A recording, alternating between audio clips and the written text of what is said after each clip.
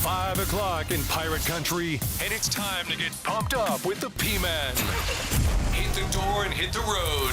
94.3 The Game is going to get you home, and the P-Man's not holding back. Yes! Yes! Pirates win! Pirates win! Bring on the Patrick Johnson Show on 94.3 The Game. Holy mackerel! Oh, my goodness! The flagship station of the ECU Pirates. All right, welcome everybody. Kill the music for me, Pilk. I got a little something for us here on this March Madness. There you go.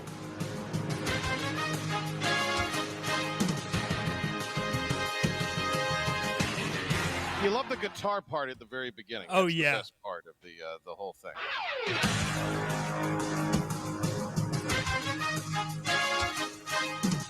It's upon us. March Madness, the 64-team field begins today. All right, good stuff, and we've got kind of a varied show planned today. Of course, what we normally have planned, it's the best laid plans of mice and men, as you know, Philip the Rep Pilkington. So, Best laid all plans. right.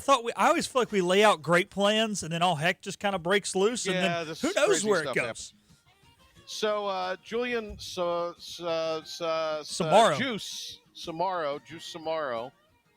No, expect nothing yesterday that we didn't anticipate him entering the portal. Obvi, that was going to happen. I guess he's got eligibility left. Seemed to play enough games that it would disqualify him from having multiple years left. I didn't think he was a multi-year guy on the plan because he was a grad, but anyway.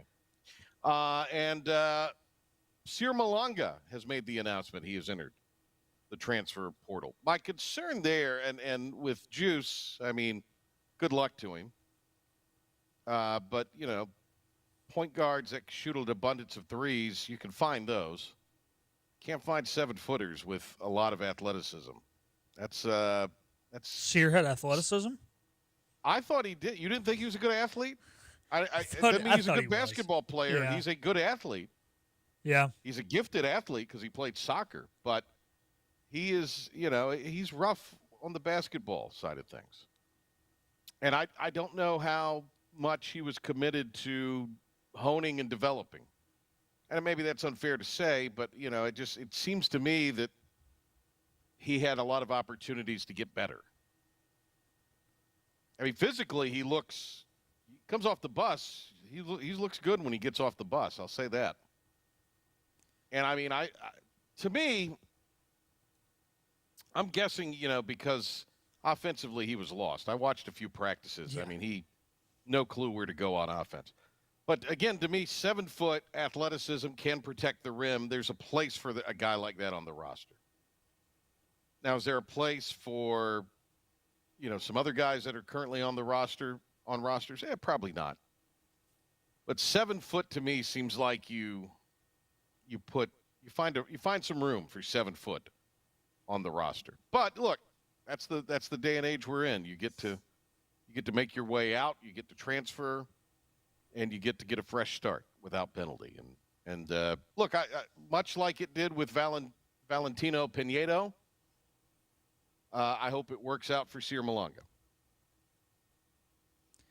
Yeah, I do too. But, you know, Reed Kaysen, obviously not quite the athlete that Sear is, and not quite No, Reed's athletic. Not Reed's quite athletic. not quite as tall though. But I think keeping Reed Kaysen is going to be big. I think he needs to be our backup center next year and probably double or maybe even triple his minutes. I think, you know, he was supposed to be a high school senior this year.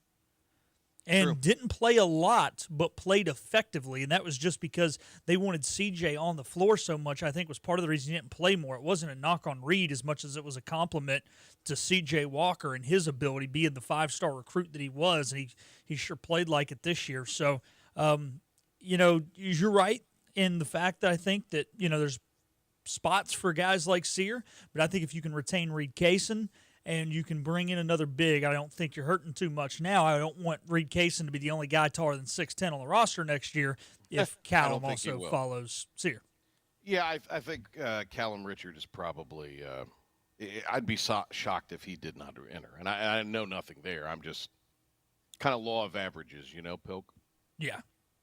And I think Kaysen has a bigger upside than Callum does. And I like Callum Oh, yeah. Richard a lot. Yeah, Seems yeah. like a great kid, 100%. but Kaysen's got of the three bigs, Kaysen's got the most upside potential and is probably the best basketball player. And I think he'll be fine. The other thing is he got sick. He wasn't with the program in the summer because of the reclassification and all of that. You kind of alluded to that. He also got like mono or got sick somehow in the fall and missed some time. So, I mean, it was a real it was a real baptism by fire for him. And he got better as the year went on. Yeah. Busted his ass in the 2 or 3, 4 minutes he'd be out there in the game and made some hustle plays. And there's something to be said about that. But Sir Malunga, who we'll see where he winds up. He was fairly heralded out of the school in Louisville, Kentucky that he was coming out of high school. I mean, that was a big get at the time for Mike Swartz. So I do know that there are all indications that there's going to be a real push to not only invest in the guys that they want to have return, i.e. Jordan Riley and Jay Woodard and Kaysen and others. But there is Pharrell's. I haven't heard Pharrell's name as much lately. Okay. Trevi, I have. Oh, yeah. I was supposed to say, And I you know there was a kinda know what fourth, you're getting. Trevi. Yeah, Trevi's the fourth. And you kind of know what you're getting with Trevi. Now, look, I was told during the year that there were 5 that, they felt really good about bringing back if they were to come back, and that they would like. Now, Pharrell did not play well in the last month of the season. But you don't know if a guy was banged up. You don't know, But, I mean, I think they like some of the things that he does bring to the table. So we'll see. But what I was going with that, Pilk, is I'm getting indications that ECU is going to be a little more robust with its NIL presentation. And you couple that with rev share, and they feel like they can put together a pretty good roster. And it'll be much easier than it was last year. Yeah. I think so. I think, you come in, you got a little bit of a foundation this year. Not that you didn't have one last year with RJ and those guys, but you're coming off a good season. You won 19 games or whatever it was, and you finished, top half of the conference. And, yeah, you're losing your best 2 players, but I still think now it is established here that Mike Schwartz is going to be the coach of this program for the future. So I think there's some coach, stability there for players. And, look, you can tell that the athletic department wants to invest in basketball. We saw a much better attendance down the stretch. I think the fans are bought into basketball. And, like you said, if we can keep these 4 or 5 guys, obviously – it's going up, right? For us, it's going up for everybody with the rev sharing, but you're going to have more opportunity now to get guys. We're hoping it's a little north of $1 million from what I'm hearing that we can pay players. Yeah. So with a combination of rev share and NIL. So could be in a pretty good spot, and you're going to have to go out there, and you're probably going to have to overpay for 1 or 2 guys, but sometimes overpaying 1 or 2 and then just building a roster around them. There's some guys that you just named, Jay Woodard, for example, true glue guy, that guy that you really want to be a piece because he's going to hustle. He's going to be there for the team. It's not about me. It's about the we. He's going to dive on the floor for loose balls. You got a lot of guys like that right now that if you can retain those, get you a couple stars, you could be in a good spot.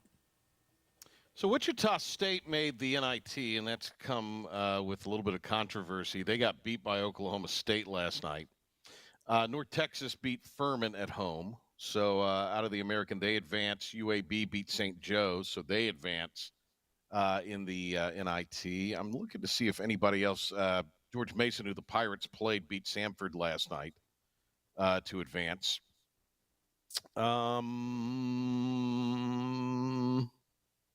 Anyway, that's kind of where it was with the NIT, and there was a little bit of I don't know if controversy. Yeah, George Mason did win. Yeah, there's a little bit of controversy with Wichita State. Now they got beat, so I mean that is what it is. But I think a lot of people felt like, okay, East Carolina finished with a winning record in the conference. They finished with the same amount of wins. They beat Wichita State. Why wouldn't you find yourself in the NIT over Wichita State? And I don't know what the appetite or desire was of the athletic department. I don't know really the NIT. Is that one that you have to pay to participate in? I thought that was not necessarily the case. I think you may accrue some expenses if you host. I think but I if don't you think host, that's a pay-to-play. I don't think that's a pay-to-play situation. And I mean, there's going to be expenses if you travel and that kind of thing. I get all that. But they would be minimal. It's not one of those deals you're having to pay to host the event. I don't think. It could be. I've not researched that adequately to be frank with you. But yeah, I look at that as, was the conference pushing for that? Because the conference wanted to get as many into the postseason as possible. And if ECU had a desire to go, should the conference have stepped up a little more and said, hey, take this program that was a top, of the league finisher? So I need to do a little investigation into that before I go casting dispersions, as I just did over the last 2 minutes. But what I do want to say, though, about this, Patrick, if you look at these matchups. I knew, by the way, Tulane was going to go to that Vegas thing because Tulane, kind of like you are bougie, they think they're bougie. They think they're kind of above all this stuff, and they can go to the glitzy stuff. That's the air about Tulane now. Since they've decided they're going to take athletics seriously. So you combine that with their academic prowess, and it's a little obnoxious. But when you look at, and I like Ron Hunter. Don't get me wrong. I love Ron Hunter. But I knew that's where Tulane was going to go kind of from the jump when I started to hear about that. But anyway, Pilk, you were going to say, I'm sorry. Yeah, I've noticed with this NIT thing, I understand people's frustration, but let's look at some of these matchups. UC Riverside at Santa Clara. Those two teams are very close to one another. Wichita State at Oklahoma State, very close. Yeah. Cal State Northridge regional, at Stanford. Chattanooga at Middle Tennessee, and it goes on and on and on. They pick their host teams, I think, based off the net and teams who want to host. Then they find somebody who's a bus trip away, who's halfway worth the darn, and throw them in there, is what that tells me right there. So I understand people's frustration, but if they need to pair somebody with Oklahoma State, they were not going to send the Pirates to Stillwater. Now, there were teams closer than us that hosted. I get that. But Furman, East Carolina could have been a matchup. One going, even if ECU had gone out to Greenville. But did Furman host? Anyway. I think, like I said, you do have to put in a bid to host. That's the problem. That's who went to North Texas. That's who went to North Texas. And now that is a little bit of a haul. Obviously, you've had, some of these teams are not right next to each other, but still, you can tell there's definitely some geographical bias in this tournament. All right, Will Wade is the next NC State coach. Do we do this now, or do we do it next segment, Pilk? I need a little guidance from the producer here. No, let's on what you want to do. We've segued well. We talked about the NIT. Let's segue into the dance. And, well, this isn't really the dance because it's him leaving, but it's college basketball. We'll keep it going. All right, well, Will Wade is the next coach of the NC State Wolfpack, as we suspected. I believe our guy Joe Giglio was the first to break that yesterday. Giglio all over the firing of Keats and the search for the new coach. Will Wade was asked about it in the NCAA pregame press conference. Michael Swain from 24/7 Sports. I want to follow up on that. There's some rumors linking you to NC State specifically. Have you, your agent, anyone close to you spoken to NC State? Yes.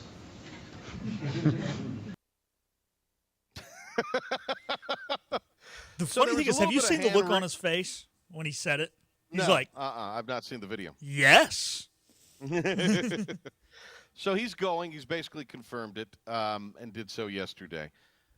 I think it's a great hire for NC State. I think Hubie and the Heels, they can get their GM 3 years after Duke did and finally get on that bus all they want.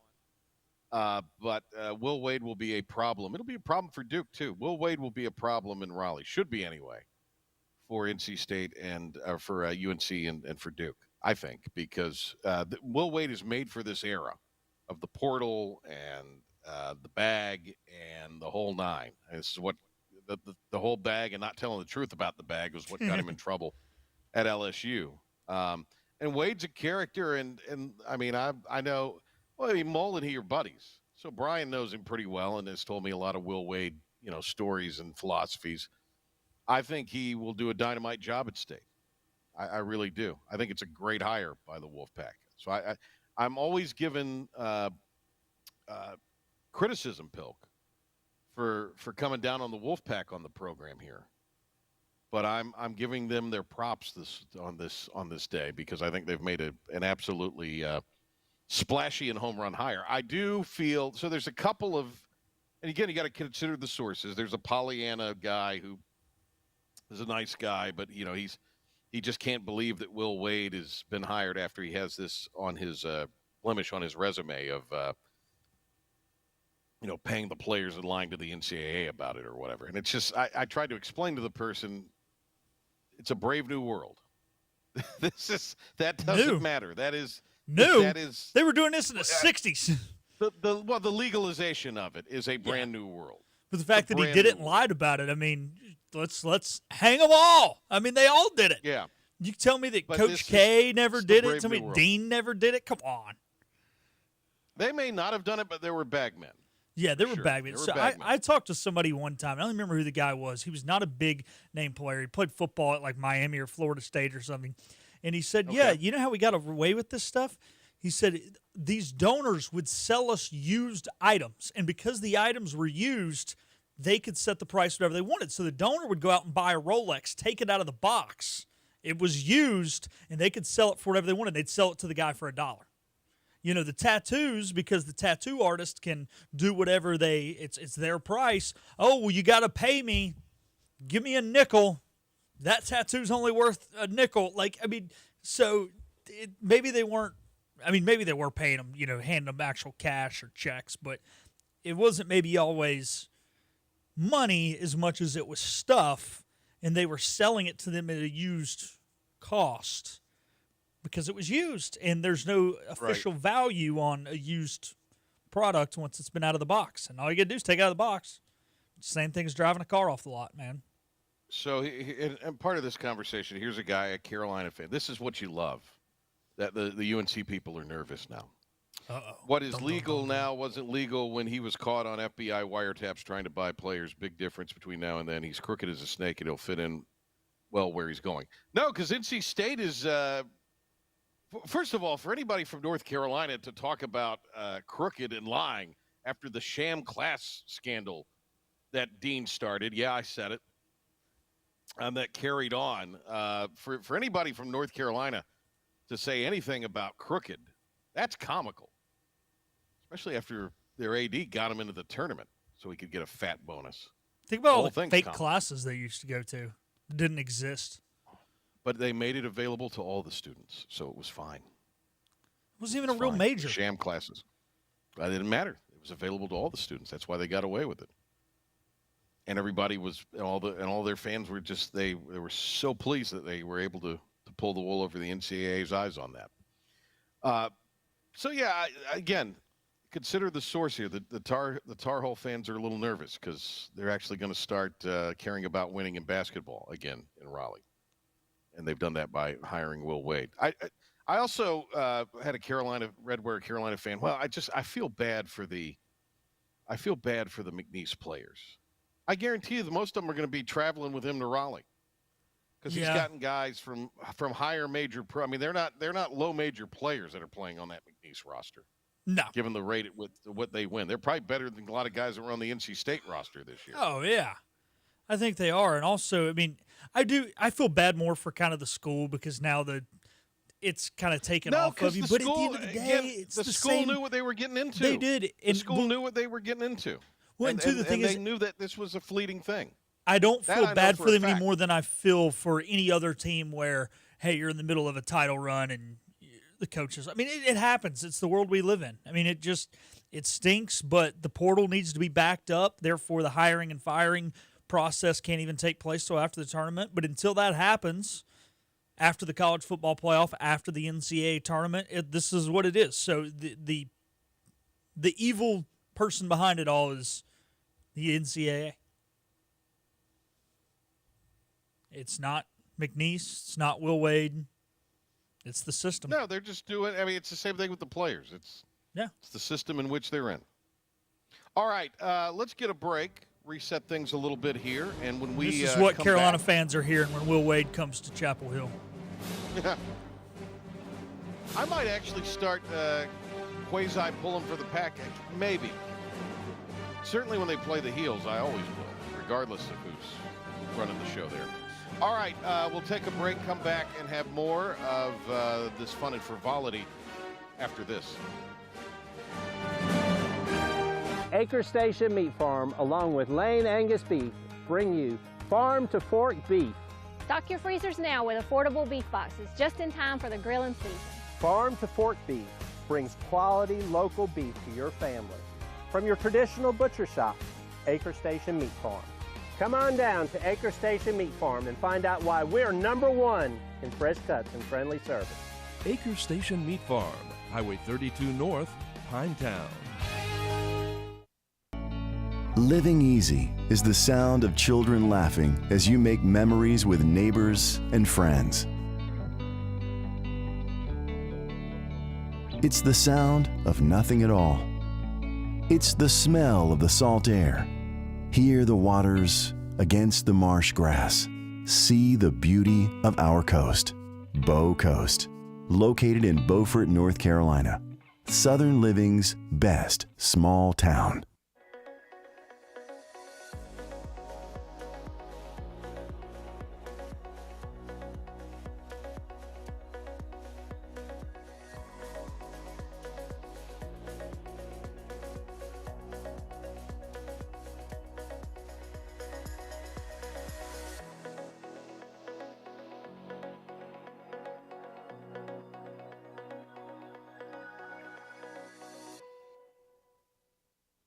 Other restaurants claim their food is fresh and fast, but are they friendly? At Moore's, you're treated like family the minute you walk into their doors. With locations in Winterville, New Bern, Swansboro, Morehead City, and Jacksonville. We've been practicing what we preach since 1945. At Moore's, our barbecue is slow cooked and smoked over real wood daily until it's so tender it's falling off the bone. Combined with our fresh chicken, cooked-to-order seafood, and homemade fixins, we're sure you'll agree. If it's not Moore's, it's less. This is about you, your family, and the health of all who live in Eastern North Carolina. This is about the transformation of a health system into something more powerful and more human.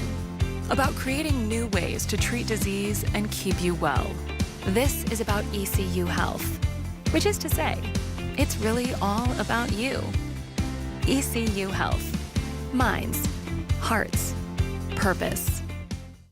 Your roof is a vital part of protecting your home and family from dangerous storms and hurricanes. At Assist Roofing, we install and maintain metal roofing that provides precise protection. Add value to your home while lowering utility costs with a fortified roof to last a lifetime. With 0% financing, grants, and Energy Star Green Roofing tax credit available. Call us to schedule a free consultation so you can weather any storm with confidence.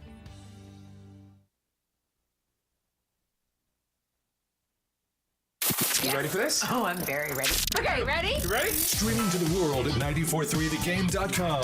This is the Patrick Johnson Show. Now in all his glory, here's the P-Man.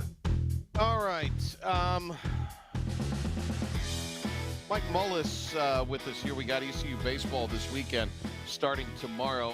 Pilk, you were telling me, too, the game next Tuesday has been moved to the ACC network. Duke and hosting East Carolina on Tuesday. Is that correct? Yeah, it's at 7. I think it got picked up earlier in the year. I just didn't realize it. When the schedule first was sent to me, it said, 4 o'clock or something. So we got a full show. That's good. That's good. That'll be fine. And then you've got the game on Sunday has been moved to noon. For a noon first pitch rather than 1. I think it was listed on the tickets and everything else is 1, but it's a noon. So the game's 6, 2, and noon for this weekend. I think it's 6, 4 at noon, isn't it? Is it 4? Let's see. I don't know. Mike Mullis is on. He would know this off the top of his head. I wouldn't bet on that. Mike Mullis is I put you on the spot, Mully. Here. Yeah, it's a 4 o'clock game on Saturday. Oh, see, is I it? told Okay, you well, he'd that's know. even better. That's even better. That's even better, Mully. Mike Mullis with us here as Mully and I will be in the booth. See, it's already starting, Mully. This is what you have to look forward to all weekend. Carrying the P-Man. Hope you got some Advil for that back, baby. You got to carry him hard. I'll have the lucky one. Look, if you'd like me to pop culture reference it up, I'll spend some time on Google tonight and tomorrow. if you'd rather I do just hope that. we have good. I hope we have good enough games we don't have to go pop culture. Okay. I'm just saying the offer stands. You let me know. I'm just merely there to steer the ship. Good enough. Hey, maybe the Coastal fan will return and Patrick can talk about the reading glasses if the games are bad. Maybe we'll get a viral moment. I don't think the games are going to be bad, Mike. I think I talked to the Memphis people earlier today. There's a lot of similarities in these two clubs coming into this weekend, more than I think the Pirate fans realize. Yeah, I had the opportunity to watch him play last weekend on the Plus, and I do. I think there are a tremendous number of similarities. I mean, again, we can kind of ramble them all, but they're not where they want to be offensively, and pitching wise, they've got a lot of guys that kind of look alike, but same thing. It's kind of an up and down identity. I think we could just change, Pirates to Tigers and Tigers to Pirates and talk about it. It would be saying basically the same thing. The one thing I'm looking forward to tomorrow, other than seeing you, Mully, is Ethan Norby, watching him pitch again, because he's been absolutely dazzling his last two outings, back-to-back pitchers of the week honors. One of them was a but back-to-back pitcher of the week honors in the American. And we kind of talked about it in that 19 strikeout game on air. He deserved a better fate than he had been given through his first two. He's been amazing so far. What's allowed him, in your estimation, to be so effective? Well, I mean, we saw the jump in his stuff from the off season to where, he got fastballs up at 3-4 miles an hour, but the secondary stuff has been greatly improved, but most importantly, it's been his ability to throw strike one. And even if you think about his last outing, he wasn't nearly as sharp, but he still found a way to battle with strikes and stay in the, kind of in and around the zone. And against the team that really had, three really good hitters, and then the rest of them a little bit suspect. But he pounds his own, man. He fills it up. We go back to that the big performance a couple weekends ago, and that was the big story of the game. 87% first pitch strike. So he, and obviously everybody talks about the pace that he works with and all that. That's great. You can work fast and throw balls. That just means you walk guys faster. But when you pound the zone with that pace, it makes it tough. Mike Mullis with us here. The pitching has either been really fantastic or really, really troubled. And you can't put 25 people on base, especially caliber of Wilmington, or even in conference, and expect to have success. So how do you – is it kind of a roll of the dice now anytime you go to anybody in this bullpen? Because we've seen some guys come out and have some really capable outings, and then they may appear a day before and tend to struggle.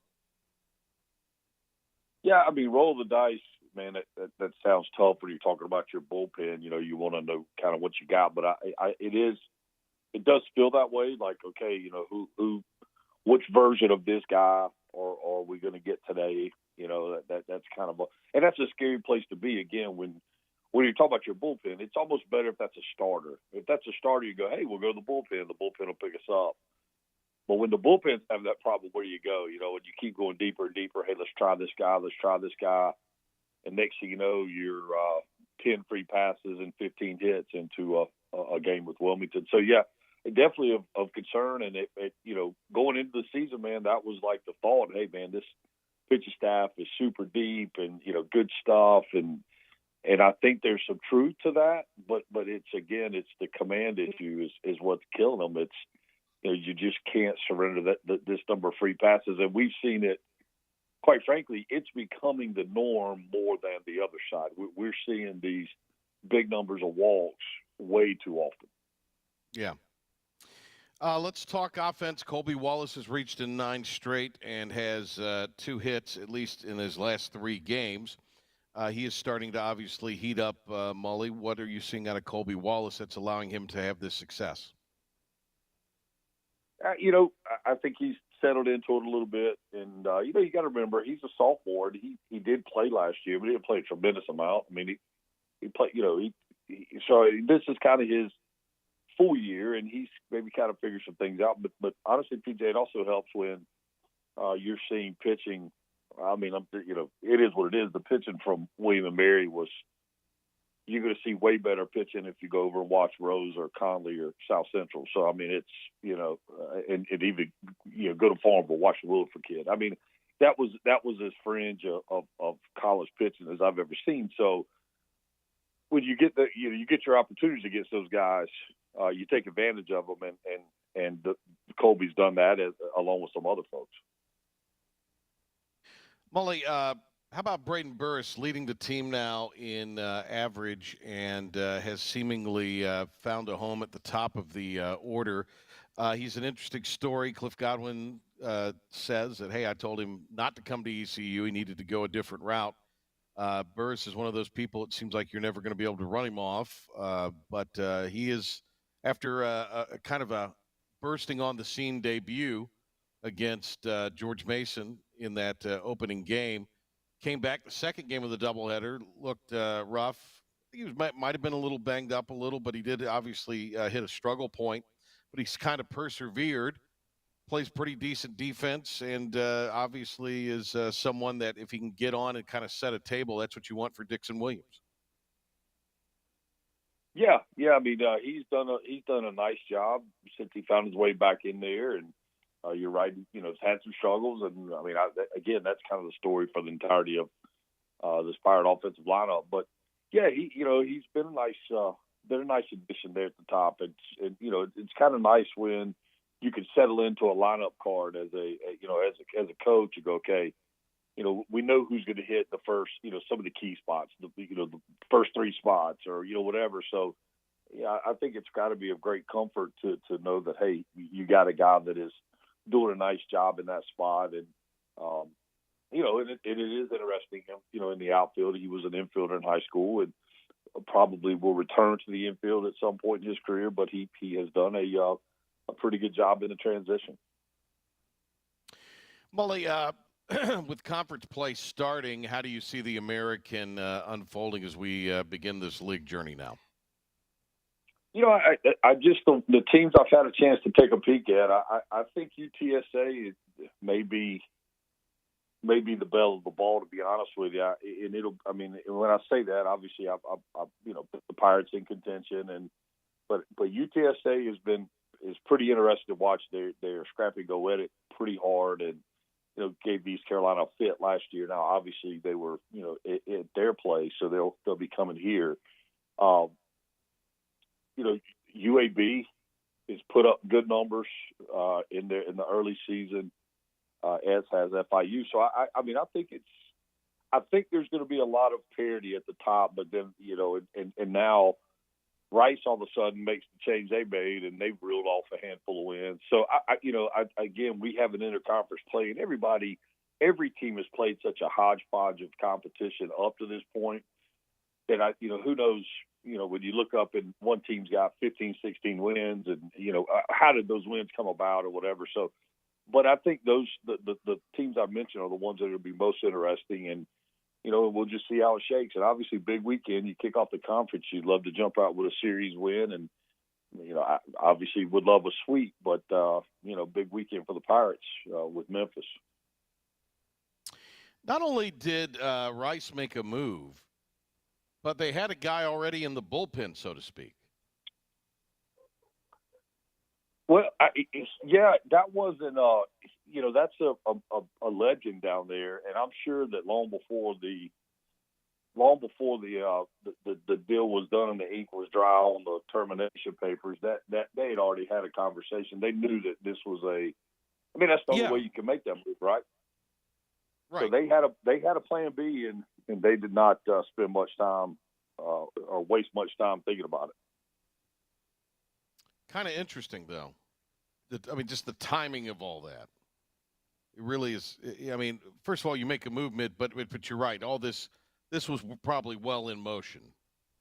This wasn't decided last week. Yeah, we saw this with Wichita State when they made the move and went back. I think they went back to Lauren Hibbs for a period of time, kind of in a mid-season situation. So, it happens. Dudes prepare themselves. Teams know that, hey, ADs know that the team's not going the direction it needs to go. And sometimes and especially in baseball, they made that move at about the 10-game mark, something like that. So, I mean, obviously the season could certainly be brought out of the ditch. It's interesting. South Florida all of a sudden, and they made a change in the offseason. South Florida all of a sudden's won 4 in a row. They got UAB this weekend, which has got a little feel of an early separation series, a kind of a key series early in the conference season. So, obviously, Florida Atlantic has gotten off to a sensational start. You referenced UTSA. With Wichita, it just doesn't seem like they're able to put anything together that's sustained.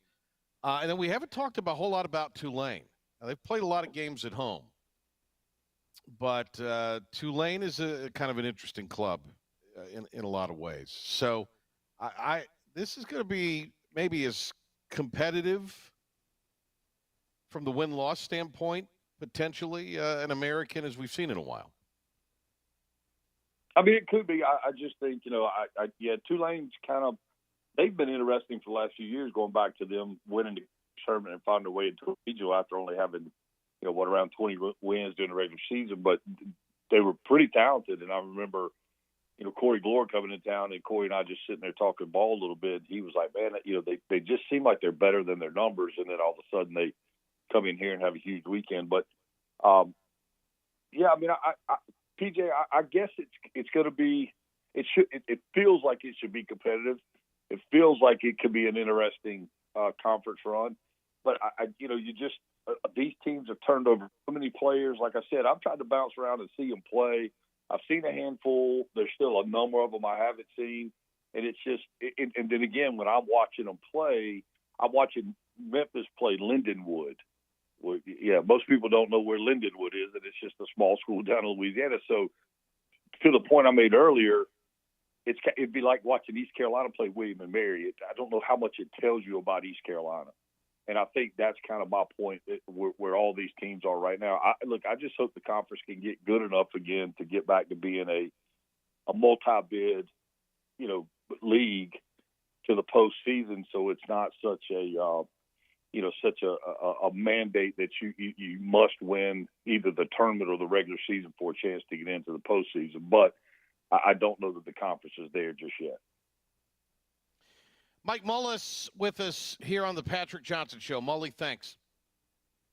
Absolutely, buddy. There he goes, the great Mike Mullis. All right, Philip, the Ref Pilkington with the 94.3 The Game Sports Update and Pirate Report. Before we continue on here on the Patrick Johnson Show. Pilk?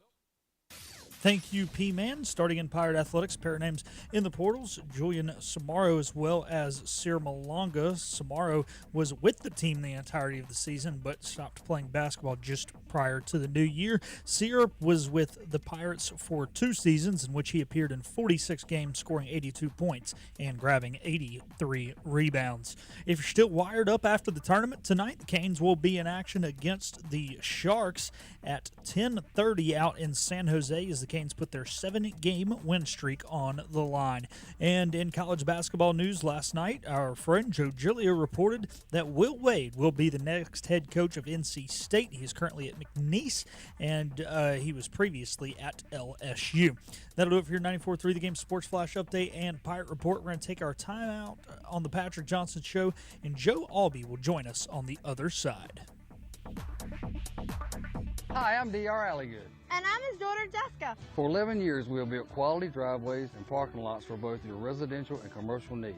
We also offer free on-site quotes to have your custom driveways built the way you want. 252-946-1227. Looking for a great deal on a new Nissan? At Greenville Nissan, we've got a great selection of new Nissans for under $30,000. The stylish Nissan Sentra, offering top-notch fuel economy. The Nissan Altima, known for its comfort and technology. The Nissan Kicks, the perfect combination with its compact design and performance. The Nissan Versa, delivering incredible value without compromising on features. And don't forget the Nissan Rogue, an award winner for 10 years in a row. Drive it home just for $22 down and $349 a month. Visit GreenvilleNissan.com today.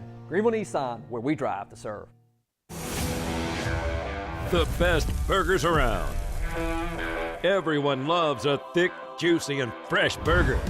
Tiebreakers in Greenville, plus the all-new Tiebreakers in Winterville. Do real burgers better than anybody. So don't just go to any burger-themed restaurant chain. It's time to break the chain and eat local. Tiebreakers, real burgers at its best. Everybody loves burgers. Hi, I'm D.R. Alligood. And I'm his daughter, Jessica. For 11 years, we have built quality driveways and parking lots for both your residential and commercial needs. We also offer free on-site quotes to have your custom driveways built the way you want. 252-946-1227. Your confidence makes everything look good. You see the world in vivid color, not black and white. Swing through your neighborhood Fantastic Sam's Cut in Color. And let our experienced stylists take you from everyday to extraordinary. Fantastic Sam's hair salons are locally owned and operated. Our full-service salons are conveniently located in Goldsboro, Kinston, Greenville, New Bern, Jacksonville, and Calabash. Stop in today at Fantastic Sam's, where the possibilities are endless. You know what the problem is with standard belts? Usually you have to choose between too tight or the opposite, too loose. But with Anson Belt and Buckle, you don't have to choose. We got rid of the holes and instead have a track system designed for micro-adjustability. That way you can enjoy a perfect fit every time. Anson Belt and Buckle. Find your perfect fit today.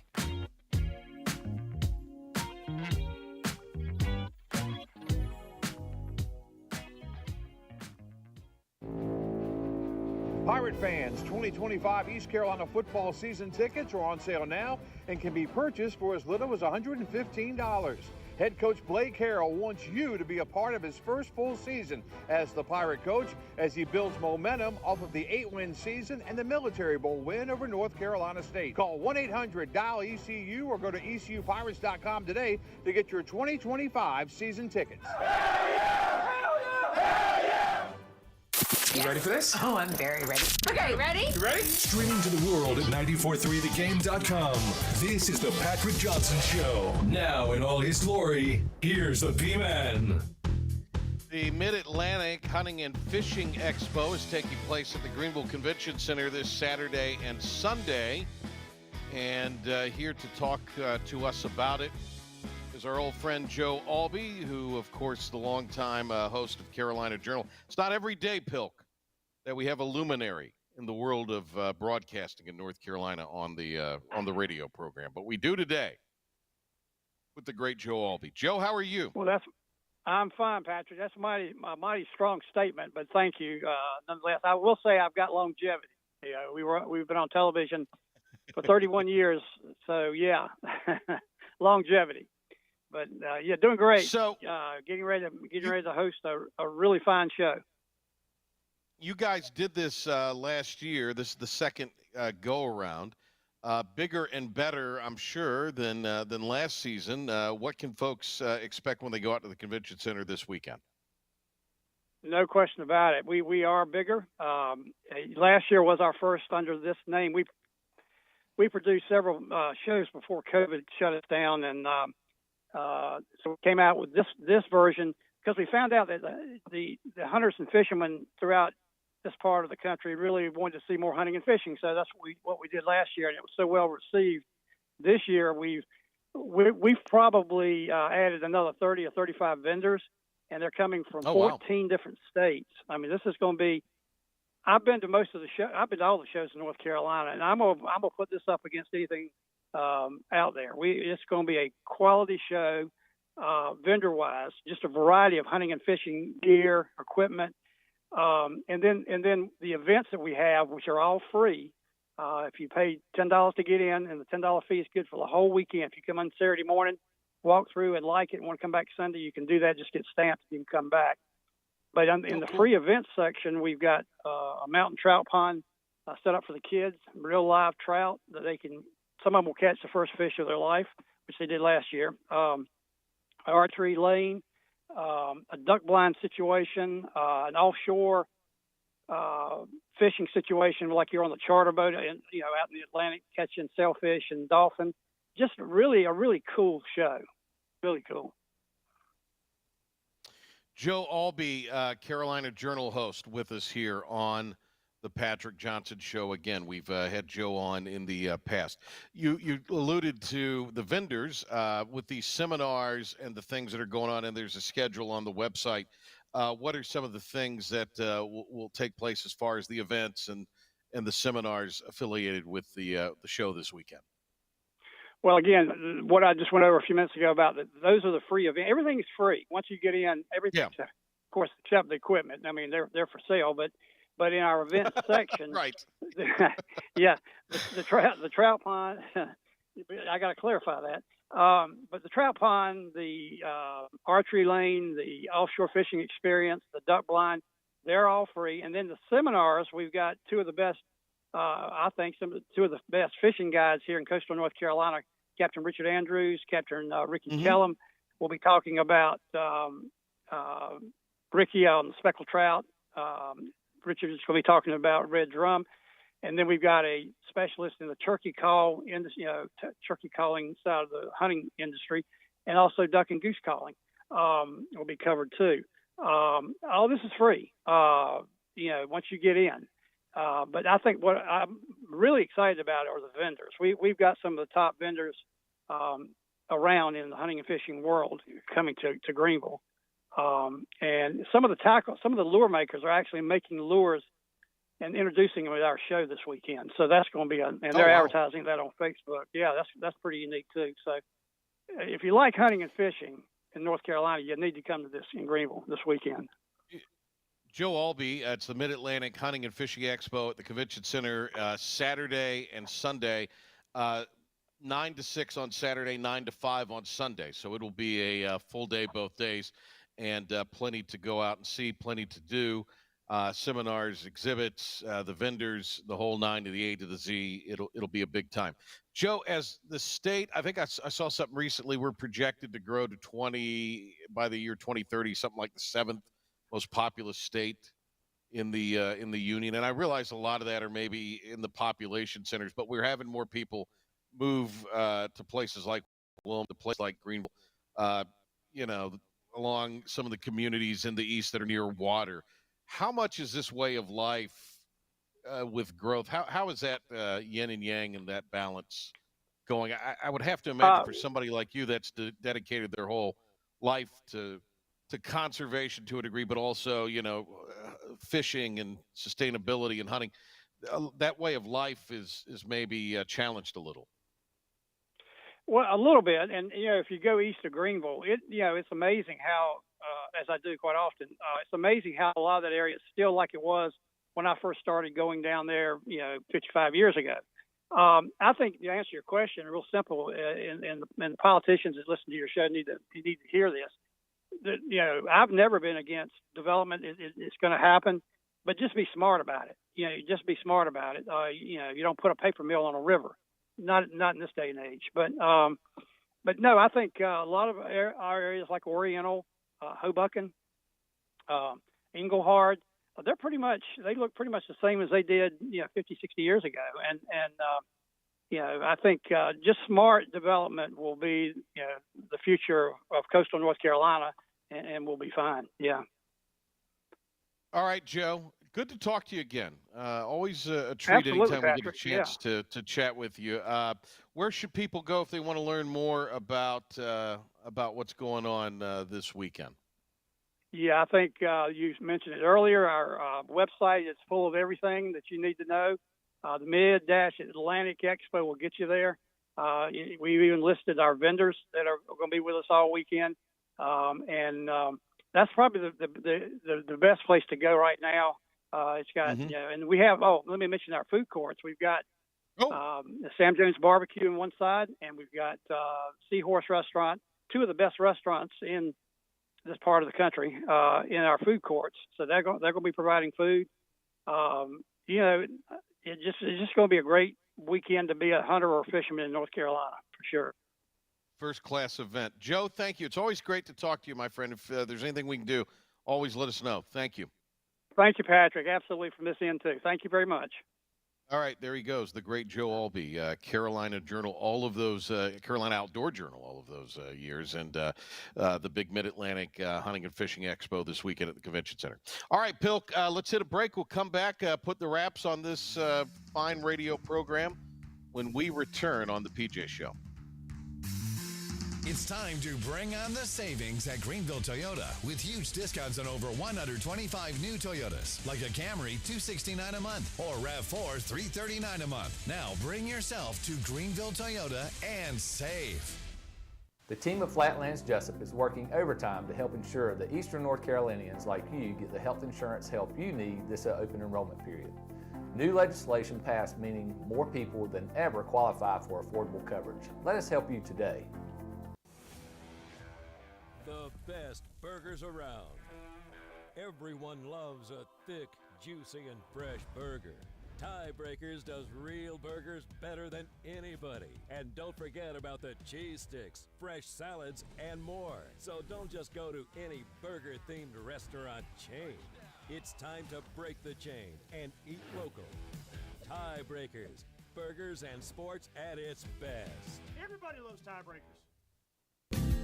Big tax credits are back. Get a 30% tax credit, up to $2,000 off your new Mitsubishi electric heat pump install. Let Comfort Master help you take advantage of the tax credits with a qualifying Mitsubishi electric ducted heat pump or non-ducted Mitsubishi electric mini splits. Mitsubishi electric mini splits are ideal for bonus rooms, garages, or sunrooms. If you need a new HVAC unit, call Comfort Master today. Call Comfort Master. Call Comfort Master. Tired of the 1-800 numbers advertising Medicare products? Flatlands Jessup has 6 offices all throughout Eastern North Carolina. Get face-to-face help from our local award-winning licensed team. Stop by today. Flatlands Jessup, your whole world covered. Other restaurants claim their food is fresh and fast, but are they friendly? At Moore's, you're treated like family the minute you walk into their doors. With locations in Winterville, New Bern, Swansboro, Morehead City, and Jacksonville. We've been practicing what we preach since 1945. At Moore's, our barbecue is slow cooked and smoked over real wood daily until it's so tender it's falling off the bone. Combined with our fresh chicken, cooked-to-order seafood, and homemade fixins, we're sure you'll agree. If it's not Moore's, it's less. Acre Station Meat Farm, along with Lane Angus Beef, bring you farm to fork beef. Stock your freezers now with affordable beef boxes, just in time for the grilling season. Farm to fork beef brings quality local beef to your family. From your traditional butcher shop, Acre Station Meat Farm. Come on down to Acre Station Meat Farm and find out why we're #1 in fresh cuts and friendly service. Acre Station Meat Farm, Highway 32 North, Pinetown. Get ready, because it's time to bring on the savings at Greenville Toyota. Get huge discounts on over 125 new Toyotas, like a Corolla, $239 a month, or Tacoma, $349 a month. Bring on the savings today at Greenville Toyota. Sometimes you just don't know if you want to kiss him or slap him. Ow! Either way, he'd probably like it. The Patrick Johnson Show on 94.3 The Game. So UNCW will go tonight a listed post time of 10:10 from Wichita, Kansas against Texas Tech. 27 wins for the Seahawks, who are back again. Hilk, what do you think? How you feeling about that one? It's going to be interesting. You know, Texas Tech, a little banged up. Not sure exactly who all's going to go for them. Seahawks, they have been. They've had their main guy, their main defensive guy back, though. I think they are, but they were missing 2 or 3 guys in the Big 12 tournament that are supposed to come back kind of gradually throughout the tournament. You know, Seahawks have given people a scare before. You think of back when Kevin Keats was there and they almost beat Duke. They play a very tough out-of-conference schedule. They play in a pretty good conference as well. Look, Texas Tech is going to have to hit their shots. If they play their brand of ball, they will beat the Seahawks, I think. But this is going to be one of those intriguing 3-14 matchups that you watch late into the night that it would be worth staying up for if you're, don't have to be up at 4 a.m. like Patrick and you get to sleep till about 8 like I do. Rodney Terry, by the way, appears to be out at Texas, so that farce of a situation comes to a screeching halt, and rightfully so. I think that was just a matter of time. Unless he had gotten to the deep into the second weekend, I don't know if he'd have been back. No, I don't think so. I mean, that was an abysmal season. I mean, look, I know the SEC is tough, but they lost some games both in and out of conference. They had no business losing. They should have not made the NCAA tournament. You lose 15, 17 games, whatever the heck it was. No reason you should have been in the tournament. It hasn't been good there at all. And I know they came from a tough Big 12 in the past, but still, you've got to be finishing in the top half of your league when you're at a school that has the funds that they do. I think they they're have second more money than yeah. God. Yeah, they've got oil money on top of it. They have a huge alumni. We're talking about by student body. I think they're the second or third biggest school in the country. So you got to win at Texas, man. Whether it's football, basketball, baseball, it doesn't matter. You got to have results, and he has not had results in Austin. Shaka wisely got out of there. Shaka is thriving at Marquette. Yeah. And, Rick Barnes, I think you got to go back to Rick Barnes as the last guy that really had what you would consider in basketball Texas sustained success. And look, basketball Texas, it isn't like it's some terrible – I mean, there's a ton of – we hear all the time about all the football talent, to a degree the baseball talent in Texas. Well, they've got a lot of basketball talent, particularly in the urban centers. A ton of high school basketball talent there, like difference-making basketball talent. So. Houston, man. Duke loves to get guys from Houston. Justice Winslow is from Houston. There's a couple other guys. Yeah, they've got to – yeah, that's the place you got to recruit. That's just down the road from Austin. Well, Pilk, you get to take in all of the night games now. I know you're excited about that. Excited. All right. We'll be on before ECU baseball tomorrow. It is the Patrick Johnson Show. Thanks to Mike Mullis, thanks to Joe Albee, and thanks to you for tuning in. See you in the morning on Talk of the Town, and then back here for the PJ Show before Pirate baseball tomorrow.